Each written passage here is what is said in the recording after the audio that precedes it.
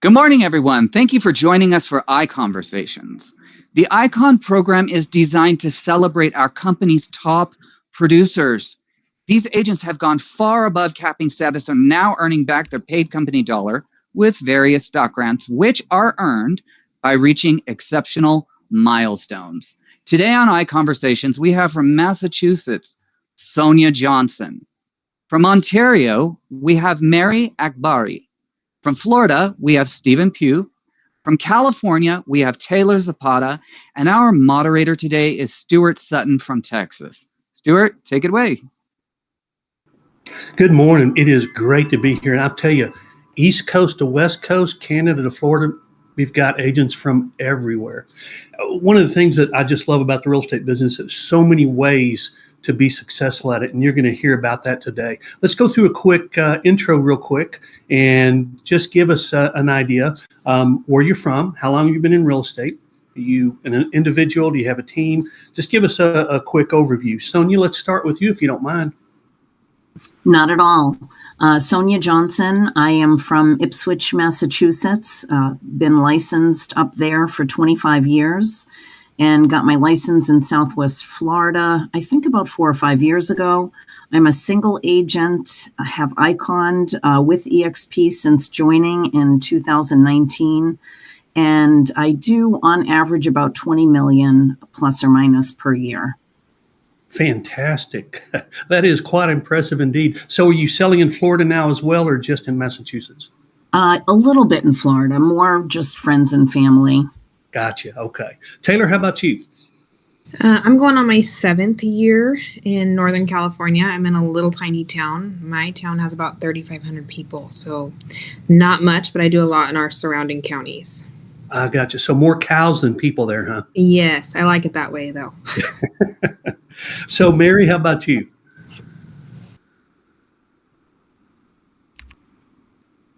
I want to make sure that you hear me. Hey, are you doing okay with your mic? Yeah. Okay.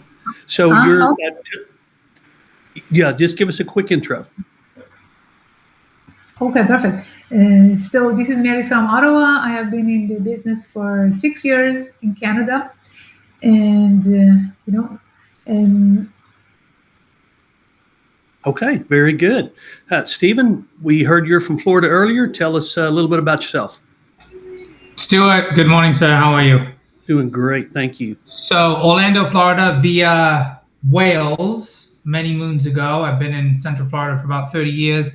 Been in real estate since 1997. Run a small team here locally in a suburb of Orlando. Gotcha. So is that a Wales accent we're hearing? My accent, Stuart, is all screwed up. So, yeah, no, Welsh people do not sound like me. I'm Welsh and English and Floridian, if there is a thing, all mixed into one. Okay, so the Floridian kind of twisted it to the side, huh? Oh, yeah, it's all screwed up. Okay. So let's jump in real quick, you guys, and thank you all for being here. I know how valuable your time is. The first question we're going to kind of run through is just dollar for dollar, what's the best return you get in your real estate business? And if it's marketing, where? If it's prospecting, where and how? So what's the best return you can tell these people, hey, dollar for dollar, this is where I get the best return on my investment. Let's go ahead, and since we started with Sonia earlier, let's start with Taylor this time, if you're okay, Taylor. Yeah, I'm good with that. So I'm a very, very busy mom. I don't have time to go do a lot of things. So I use Amazon or other small businesses that are willing to deliver. And anytime I see a client that has a sick kid or somebody passed away or a pregnancy announcement, really anything that's going on in their life, I will have Amazon go drop off medicine or, flour, like anything and everything, a new onesie or a new blanket. And it doesn't cost much. Amazon does all the work. And then I get a sweet little text. And that's how I take care of my people. And that's where I get my biggest return. I'm not very consistent with pop buys, every quarter or whatnot. I just take care of the people individually. and it's more private, and I just send it and don't say anything. And it honestly keeps my business going. And I do the good things and the bad things in their lives too. So that's where I try to concentrate and pay attention to. Well, that is fantastic. I know that probably everybody listening is wishing that they did more of that.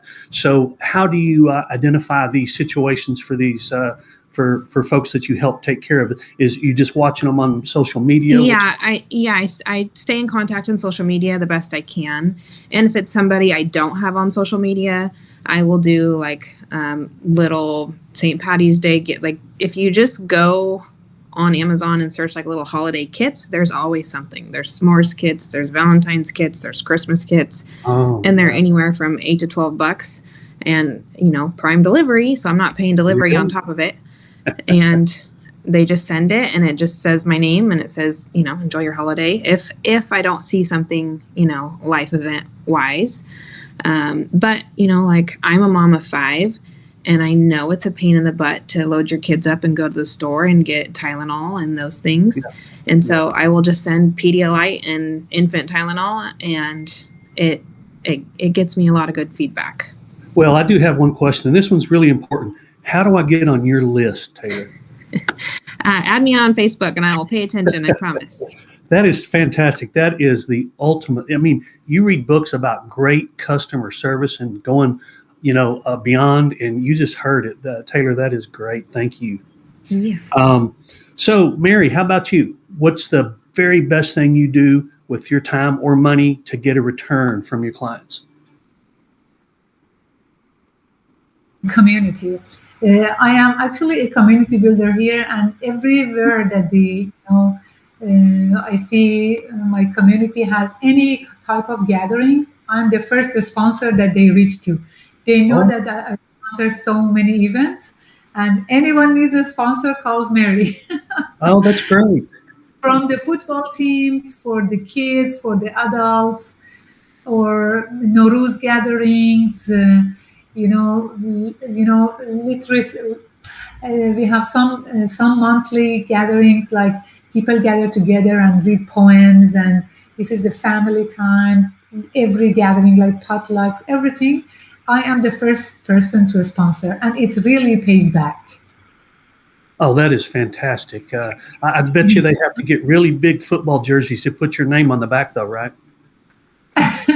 Yeah, they have my logo on their shirts. That's great. That's great. Oh, that's a great approach.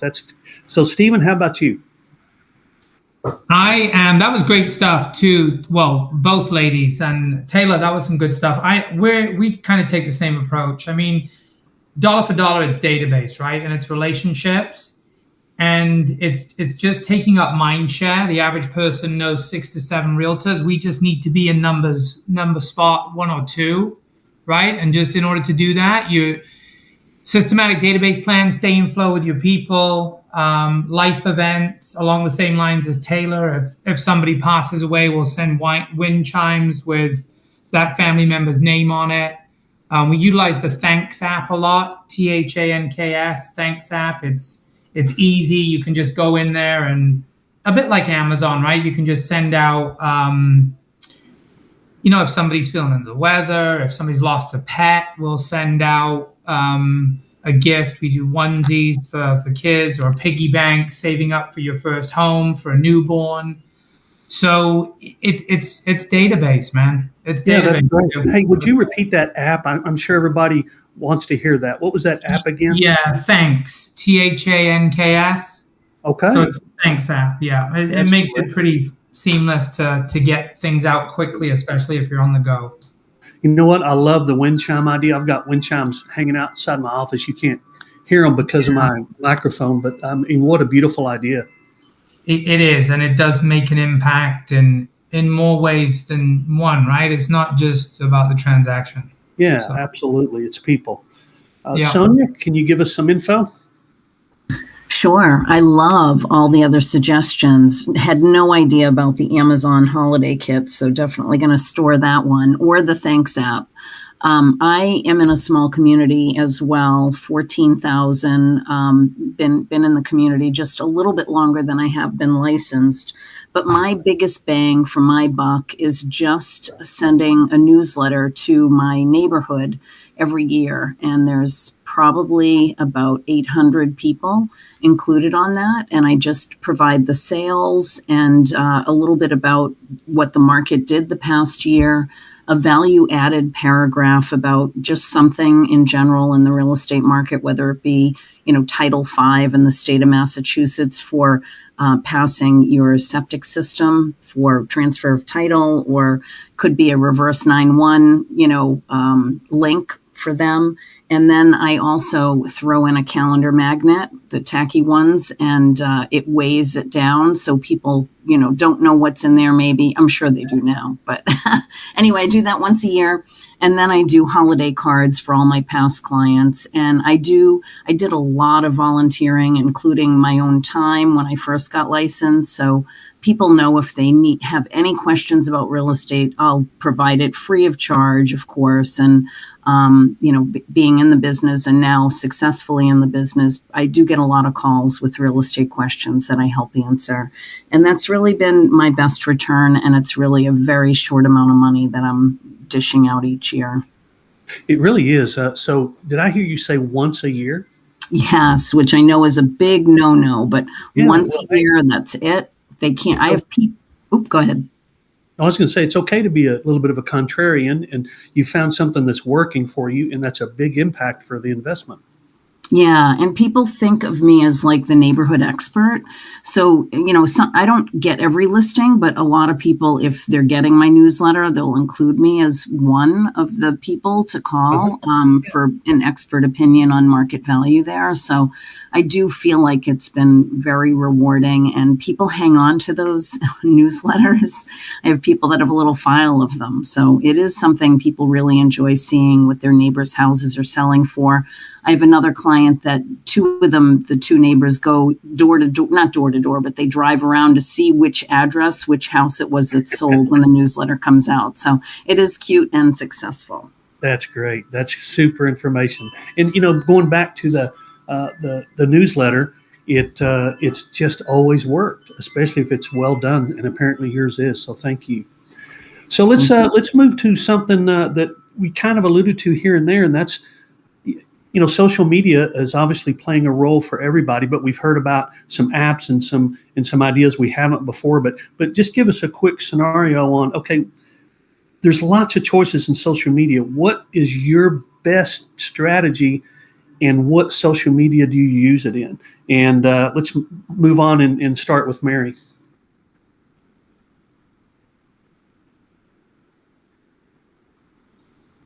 Social media. I'm so active in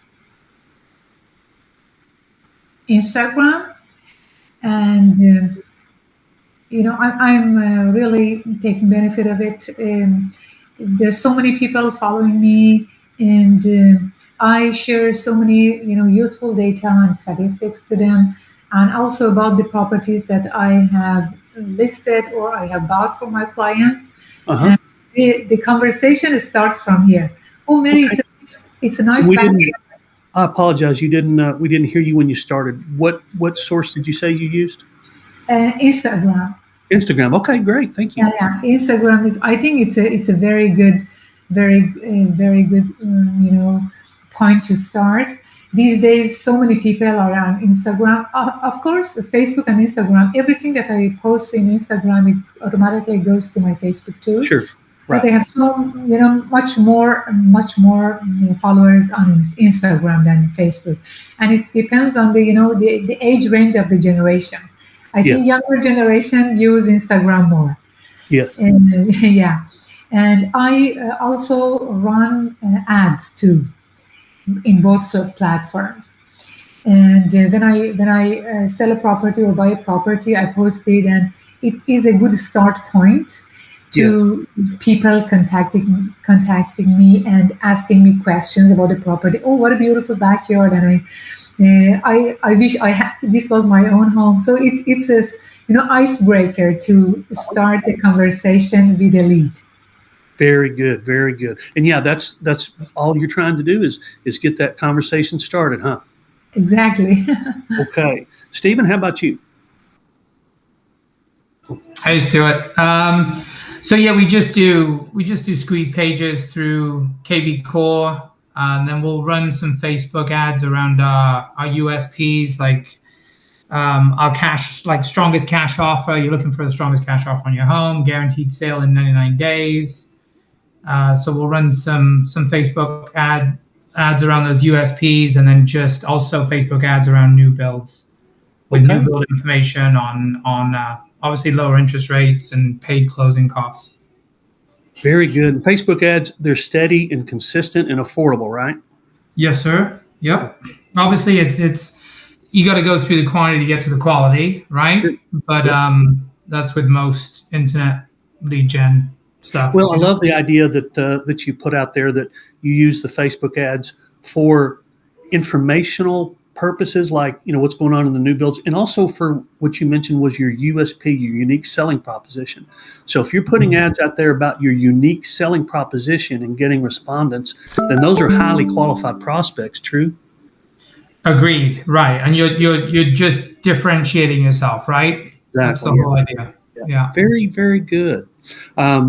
Sonia, how about you? Hi there. I would say that Instagram has the biggest response with people, just acknowledging, seeing the post or responding on the post. And that would include young people as well. And I say young just because I'm 60 now. So I'd say that the other social media site I use would be Facebook, more for my age. So I'm on both sites pretty regularly, and I do have a website that will also link to all of my social media sites when I have a new listing, when I have an open house, and when a property is sold.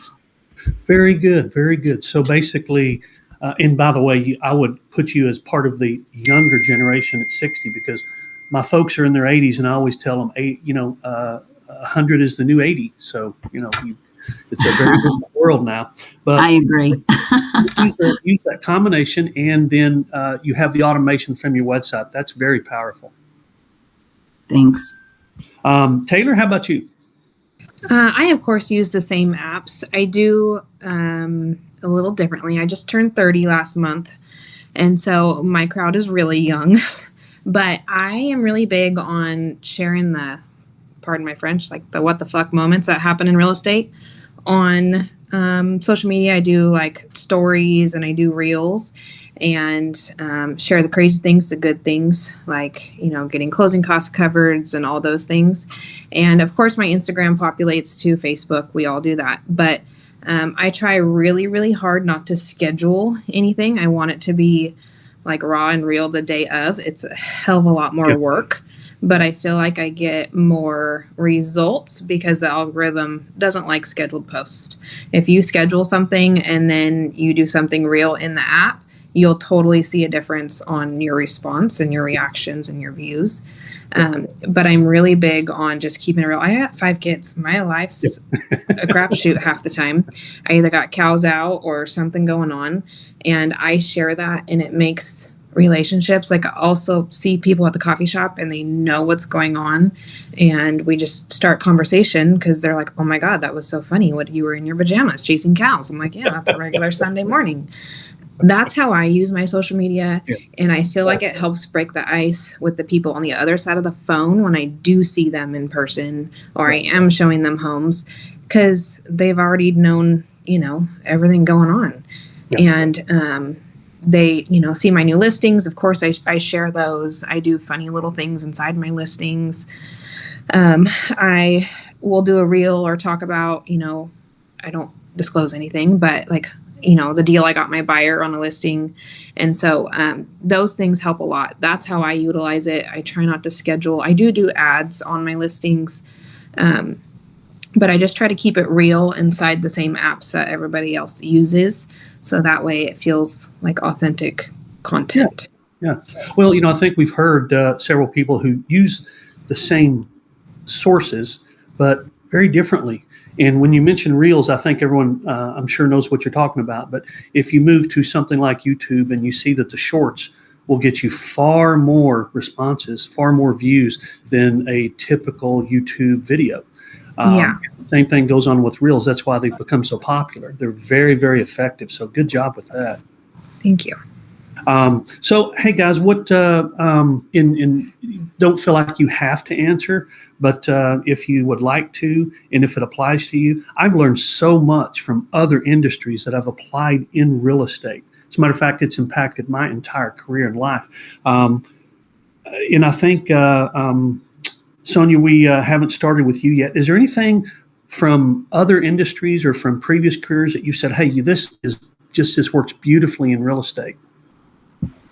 So I started in corporate America, and restaurant business through school and after graduating. But so I would say the restaurant industry gave me my social skills. And then I joined a large computer company, Digital Equipment Corp, worked for their customer service and also their technical consulting. So I personally love people and researching and helping people. So all of that has helped me, but I'd love to know what you did, Stuart. That would be interesting as well. Okay. I tell you what you said with the customer service and the restaurant business. I mean, what a groundwork for real estate. That's just a perfect transition, isn't it? So Mary, you had given me some information when we talked, and I just think it's fascinating. Tell us a little bit about what you did before you came into real estate. Before immigration, I was industrial engineer back home. I did project management in different industries, like service industry and also in manufacturing cars. So this background, I think all the businesses have something in common, that if you have, experience with your, previous job, it can be implemented in real estate too, like people skills, like managing time, keeping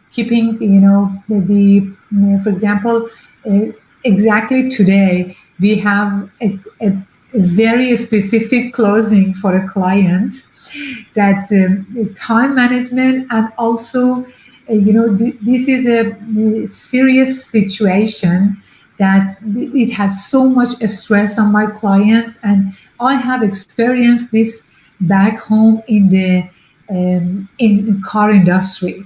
So it gives me some talents to manage the hard situations when it comes to. And I think these soft skills, when you have it, it will help you in each industry, in all the businesses. It doesn't matter what kind of business it is, there are something in common. I agree, absolutely. And I hope everybody listening realizes whatever your background is, you can transition some of those skills. Real estate is not a completely unique business. But yeah, I really appreciated when you were describing how, because of your engineering background, how you piece things together and made deductions that in real estate that you realized were coming from your background. I thought that was pretty neat. Yeah, exactly. So let's see, Taylor, how about you? Did you transition anything from Cal to real estate? Well, no, not necessarily. So okay. I got to think. I'm 30 and I've been doing real estate for 7 years now. So Okay. I didn't really have much after. But so I do run 2 other businesses. My husband and I own a butcher shop, so I have a lot of customer service there. And then I sell all natural beef, pork, lamb, and chicken direct to consumer. So I am in other sales, and it's all on relationships and client care there. So I don't have like a previous career. No, I was a mobile notary for a little bit. But other than that, I've been in real estate or a mom. But my other businesses have taught me that customer appreciation and client care will take you farther than making a buck, and what money you put out will come back around in the future.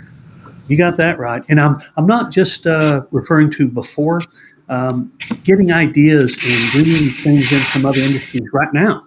As a matter of fact, for years, my agents, I didn't say you can't. I mean, you really can't do that. But I'd say, hey, don't read real estate books. Here are books I want you to read. And they were about skill sets and things that apply to being in business. And they didn't have anything to do with real estate. They had to do with people. They had to do with marketing. They had to do with psychology. They had to do with sociology. And so you can take those things and bring them into your world in real estate. And that's you're probably doing that every day without even realizing it. Yeah, I definitely think so. Stephen, what about you? I do not have a fancy answer for you, Stuart. I mean, I got into the business at 19, so it's kind of. You went into the real estate business? You went into the real estate business at 19? I did, yeah. That's a fascinating story. You're one of the few. I went in at 22. You're one of the few people I know who started younger than me. I had a full head of hair back then, Stuart. Yeah, Those were the good old days. I did too. So yeah, just menial stuff before that, pushing shopping carts at Sam's, and nothing against anybody that does that, right? But is there anything you look at? Is there anything you look at, Stephen, outside real estate? And so that's a great idea. I think I might try to use that. Is there anything outside of real estate where you look to? In terms of a vocation, or no, just in terms of ideas. From other industries? Yeah. Oh, I mean, absolutely. I can't pinpoint any particular one, right? But I'm big into self-help and mindset, and I'll pick up things from other industries, and I've implemented some of them into real estate over the years. Yeah, very good, very good. Mm-hmm. So from that perspective, one of the things that I learned from outside of real estate. Have y'all ever heard of and I know you have, Stephen, because you just cited it, but back in the 90s, I started a deal in my market, and I was the first one. I said, I'll guarantee to sell your home in less than 60 days. So guess where that came from? Came from a Ford pickup commercial. They didn't guarantee to sell your Ford pickup, but they guaranteed, and actually I got this from another agent who shared it with me, but that Ford pickup commercial said, hey, come in and try our pickup, and we guarantee that you'll like it, and we'll give you $100. And so we started thinking about that. Actually, he did, and came up with this idea of, hey, I'll sell your home in 60 days or less, or I'll pay you. And he started using it, and went wild, and then I started using it, and it went wild. So that's the kind of thing I'm thinking about. Ever since then, I've always looked out, okay, what's going on out there? Is there anything I can bring in that's not in real estate, and start using it inside real estate? So anyway, that's the kind of thing that I was referring to, and everybody really came through with flying colors on those. Those were some great ideas. And here's the big one. This is one of my favorites. If you suddenly had to move, if, Stephen, you weren't able to stay in Florida for some reason, family related or whatever, you had to move to another state, Nebraska or whatever, and you wanted to stay and continue selling real estate, what would you do to know that I can get my business up and running, I can generate business, I can generate clients, I can generate income? What would you start doing from scratch in a new market? So quickest way to a sale is an internet lead or an open house, in my opinion. Okay. I mean, if it was me, I would be right in real estate. You don't get a weekend, you earn a weekend.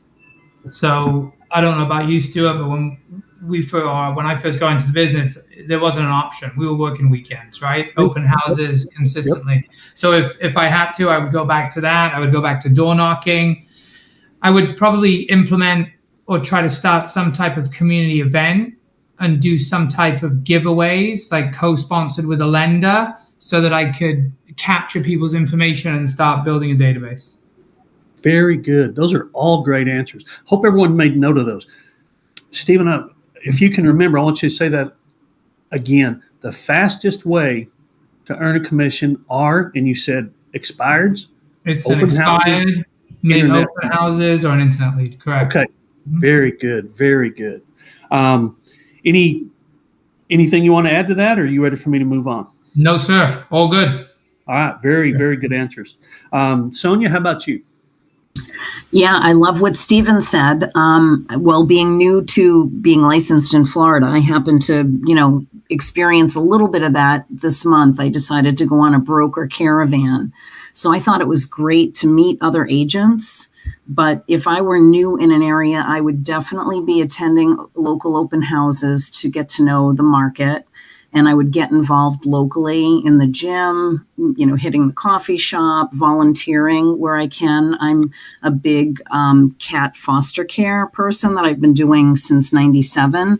So I just actually did that here in Florida for the first time. So it got me to meet other crazy cat people, right? But it's a way of networking. So those are some ways that I would do it. Okay, very good. Mary, how about you? Well, you actually kind of did that, didn't you? But if you were dropped into a new market that you didn't know, what would you start doing right away? I would start with found the biggest community there, and go there and try making connections. And I think it's the thing that in real estate it always pays off. It always works. Yep, absolutely. So basically what I'm hearing from everybody is, I'd go back to the basics and do what I did to begin with. And, the interesting thing is I've actually sort of been in this position, and it's fascinating. It's when you start over in real estate and you've already been in it, it's nearly like, what would you do if you had to go back to high school? Well, I think some people think, oh, that'd be great. But I think most of us think, oh, gosh, I'd hate to have to go back to high school. But at least you know things now that you didn't know then. And when I had to start over in real estate, I knew things now that I didn't know then. So, for example, Steven said expireds and open houses and internet leads are very quick ways to earn a commission in real estate. Well, I know now how to work those particular sources far better than when I started in real estate. So you start with a skill, and if you're starting in real estate and you're listening to this, find a way to become educated. And all you have to do is go look at the schedule, because the education at EXP is just mind-blowing. It's beyond belief. You can learn exactly how to work expired so that they are your best source of incomes, or how to use Instagram so that you maximize its benefit, et cetera, et cetera. So anyway, instead of me rambling, let me move on to Taylor. Taylor, first thing you do if you got dropped into Texas would be to get a bunch of cattle. Is that right? No, they're expensive to buy right now. Okay. I would probably, and I would utilize my kids. So I would get involved in PTC and go volunteer, do all the school events. And, a lot of people see, like, if you're good with your kids, then they're going to trust you with a lot more. And so I, with 5 kids, I'm already at the school a lot doing all the things. And I think that's what I would do if I were dropped off somewhere else. I would just pour into the kids, and then, other parents appreciate that, because I know when I see another mom doing extra and more things, I'm like, dang, I really like her. And I'm really saying, well, man, I wish I had the time to do that. But I think it's a way for you to meet everybody in your community, because, unless they're interdistrict transfers, those are the people in your community. Those are the families that live there, and they're the ones that you should support, and they'll support you back. Very good. Very good. And I'm taking notes as we go, you guys. There's, kind of like I said, when we started, there's so many ways to break ground and be successful and maintain success in real estate. And you're hearing just different versions of that right here. You've got 4 very successful people who have different approaches to it. That's one of the reasons real estate is such a fantastic business to be in. Does anybody have anything that they would like to throw out as far as questions of each other? So, Stephen, do you have a question for Mary, or Sonia, do you have a question for Taylor? I've got a couple more questions I can move on to. Anybody have anything that, gosh, I wonder about that? I had something for Taylor real quick. I hit you on work chat too, Taylor, but I know we're on this. Okay. But I missed the Amazon holiday packs, something around that. Yeah, there's no particular name, but if you just go and like look for a St. Patty's Day kit, you will find something that you can send and their kids can do, or s'mores kits, or Halloween. Like send them, and I got the Halloween one from one of my lenders. She sends like a package of the big candy bars, so you can be the best house on the street.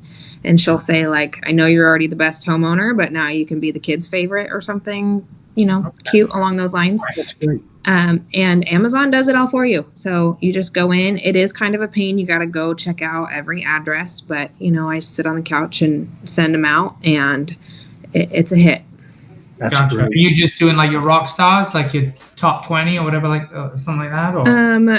To be honest, I don't really have a system. I just do whoever's top of mind, or whoever I saw on Facebook that day, or whoever I didn't do on the last one. Like my country folk, I'm not going to send them trick-or-treaters. We don't get trick-or-treaters out in the country. If we do, we're like, well, who's knocking on our door? Yeah. And so, it just goes to each person. If you don't have kids, I'm not going to send you a kid kit. If you're a single person, I'm going to send you something different, all those things. So I just change it. They're not all the same. I don't give every client the same gift every quarter. I try to make it a little bit different for everybody. Okay. All right. Good stuff. Thank you, ma'am. Mm-hmm. Anybody else have questions for anybody? So let me kind of move on to the next one then. And a lot of people, I hear this question a lot. Okay, what would you like to do new next year to try to add income? And I'm going to switch that a little bit. Can you, if you think about it, can you take one of your already successful sources of business and ramp it up and add income from it? And I'm going to start and kind of give you an idea what I'm talking about. It was quite a few years back that my source of income, my number one source of income, and it probably is for everybody, is my sphere of influence. My second best source of income is my niche, my expertise. But I was sending information out to my sphere of influence on a continuing basis. And then it hit me that my referrals were pretty consistent from that group year after year after year. And I thought, well, how can I get that up? There's got to be something I can do.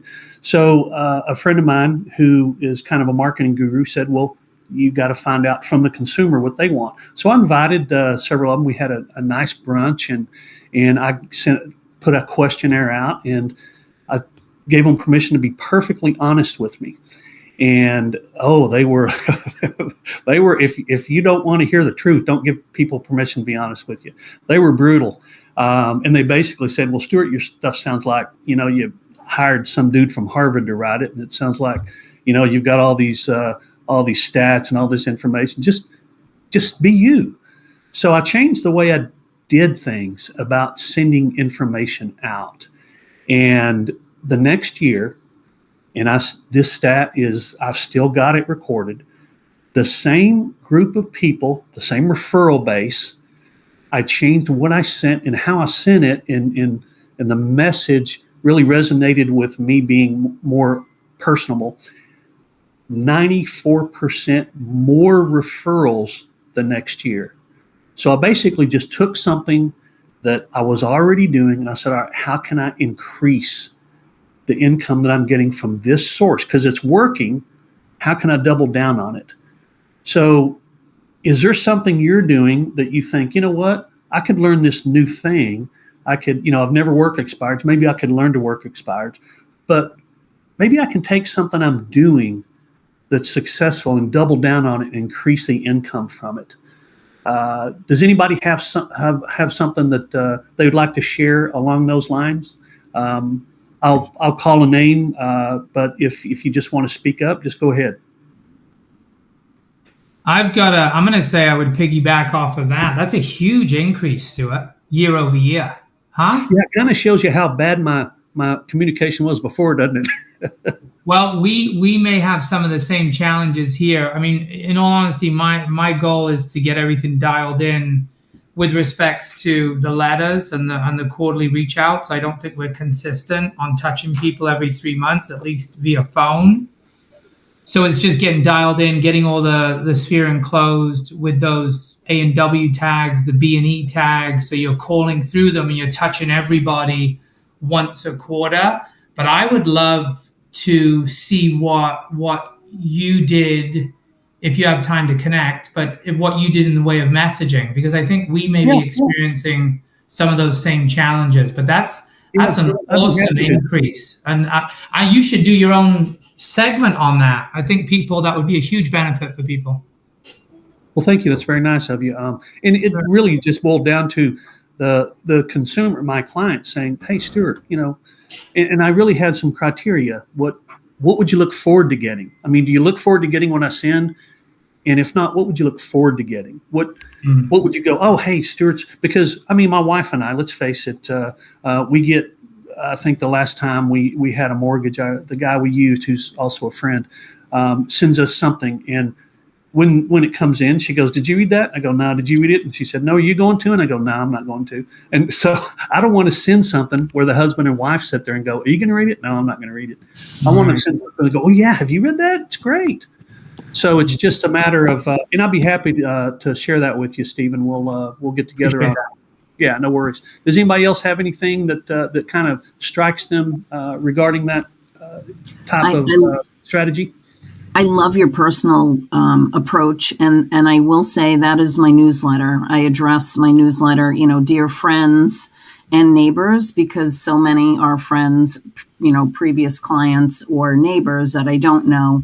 And I think, honestly, not to say that was the right thing to do. That was how I started doing it, because a RE/MAX agent, when we lived in Maine, had sent out a quarterly letter, and he would actually introduce who the people were that were buying in the neighborhood, which is nice, but I don't know that everybody wants to know everybody's business, or that to have their business out there, like what they do for work and that kind of thing. But so I didn't want to add that, but I do love the personal touch, and I have had a very good turn on that investment, as I said. Very good, very good. Anybody else?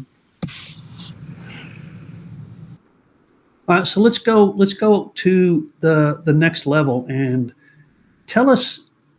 I mean, nobody here has one source of income.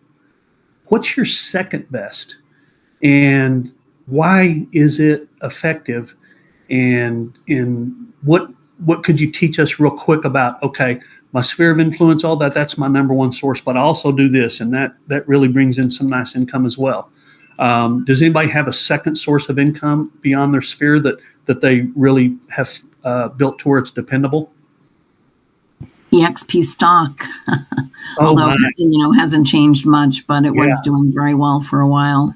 I tell you what, though, I mean, I've been here. I guess this is my fourth year, and people ask me about, oh, do you recruit a lot of people? I said, well, I try to. There are some people that are a lot better at it than I do, but I will tell you what, if I came to EXP for nothing more than the stock, it would be well worth it. It's incredible. I mean, EXP as a whole is incredible. I heard the person before talking about, well, people say, well, you don't have an office and all that. I've never gotten better service from staff. I have never gotten better service from staff than when I came to EXP.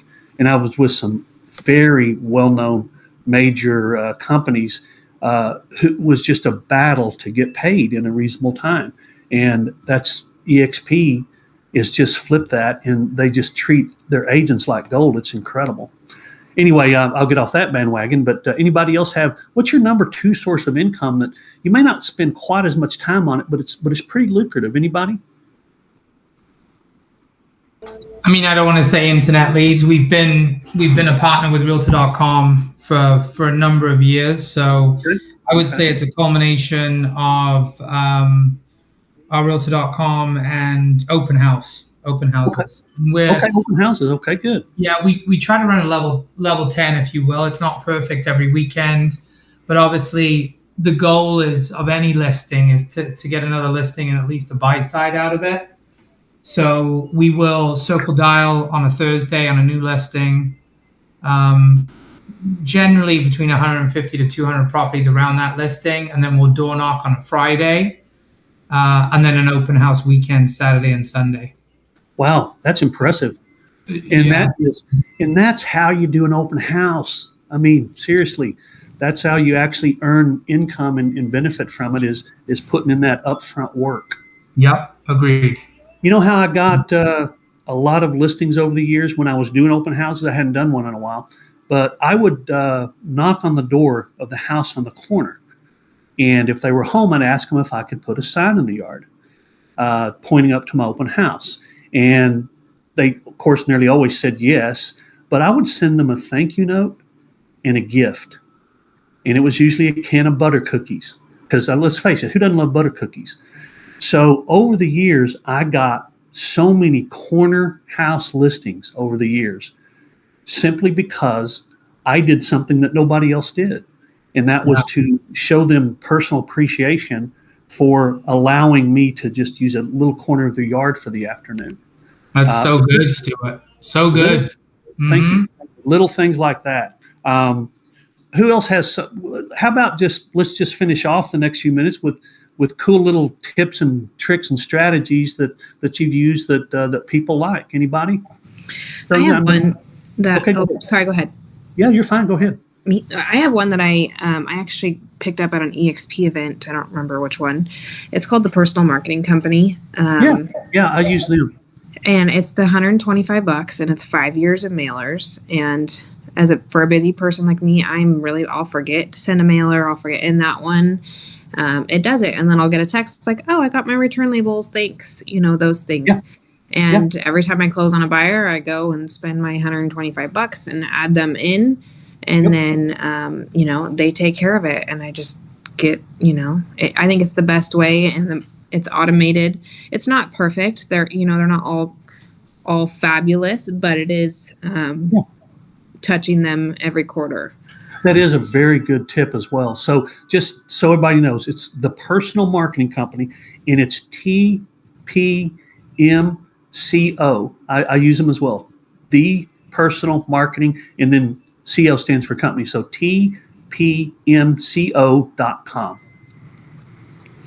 Very good. Anybody else? Little tip or trick that really works for you well? I would be curious just to know if people are using a CMA program. Like, what are you presenting when you go on a listing appointment? Just curious if anyone has a preferred method. Does anybody have one? I missed that question. I'm sorry. What was the question? Sonia's asking if anyone has a preferred CMA program. And I'll start with that. Basically, I just use our local multiple listing service software. It spits out a very nice presentation, and it's very easy for the consumer to interpret, for the prospect to interpret, and for me to go over. So it does a brief, and then it does a very detailed. So I can usually tell based on a few minutes with them if they're that detailed type of person, or they're, just get to the bottom line. And if I really hadn't figured that out, I'll ask them. I'll say, hey, do you mind me asking, are you a get to the bottom line person? And I'll show you. Or would you rather kind of see how it's worked out in the details? And they'll tell me one or the other, and then I'll cover that with them. Anybody else have a CMA program that? Give us an example, Sonia. Do you have a proprietary one you use? I do. I happen to love Toolkit CMA, okay. And it customizes it for you, and it has all the company logo on it, so every page has information. And people think I spend hours and hours and hours on it. But I do buy into the luxury program now, and I keep forgetting to actually include the listing that I'm competing for if it's over $1 million in that, because that is just such a beautiful presentation. So I need to do that, but I just wondered if anybody had anything that they preferred using. Let's see. Cloud CMA, I'm looking on the chat. Cloud CMA, somebody that seems to really like, looks like Michael. If anybody else doesn't have one, I will kind of move on to the next one.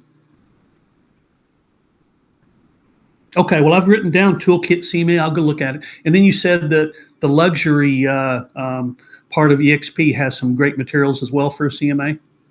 Yes, and I love their logo too. Okay, great. Anybody else have a, hey, I do this, and I've got this little tip that I use that I think really works cool? Well, I'll throw one in for you real quick. I work a niche, and what I mean by that is a specialty. So I'm known as a specialist in small acreage property. And as I'm going along in marketing, the bulk of my business comes from people calling me and saying, hey, I understand you specialize in this. Would you come talk to us? So I really started looking at how can I increase? Do I need to send more effective messages? Do I need to send them more often? Do I need to? And I came across this idea, and this came out from outside the real estate industry too. So I created something called micro lists within my niche. So here's what I'm talking about. Let's just say I've got I'm just going to make up numbers. They're not accurate to what I do, but let's just say I've got a niche that has 2,500 homes in it. And I kind of delve into that a little bit, and I find out that the people that sell in that niche a little more often are people who have over 65 exemptions. And this is actually true. I created a second list for people who have over 65 exemptions. Because if you think about it, they're more likely to move off of acreage than somebody in their 40s. Because they've raised their kids and they're tired of taking care of, an acre and a half or whatever the case is. So once I created that extra list, now I want you to follow this. I send out marketing to the entire database, but then I send a special one to the people with senior exemptions. And so they get the regular one, plus they get the special one. And it jumped up my response in the number of prospects and listings I got dramatically when I started that micro list within the database. So whatever you're doing, I don't care if it's a farm. I've taught this to many people. If it's a farm, and let's just say you got 1,000 people, if you'll go back and find all the homes that expired in the last few years but never relisted, and make that its own little list, and market to them in addition to the major marketing that you do, you'll probably see a jump in the increase, because what you're doing is hitting people more likely to sell within a database that is already likely to sell, if that makes sense. Does anybody have anything they want to add or anything that's come to mind on that? Great advice. Well, I will tell you guys, I have been taking notes just as fast as I could here. This has been some great information, and I'm honored to have been a part of it. And I just want to thank everybody for being here, and thank Brian for making sure that we're all on track, and all his organization, and taking care of this. So thank you so much. Thank you, Stuart. You did a great job. Great topics. Very nice of you. Yes, thank you, Stuart. Thank you, sir. Thank you, everyone. Nice meeting everyone. You too. Happy weekend. You too. All right. Bye-bye. All right, bye. Thank you guys for joining us for ICONversations. I really appreciate all of you on the stage. Some of you I will see multiple times. Some of you I'll only see once, but it's always a pleasure. All of you out there in the audience, we're here every Friday. And if you're an ICON in an active benefit year, you get a couple points just for watching the show today. If you're watching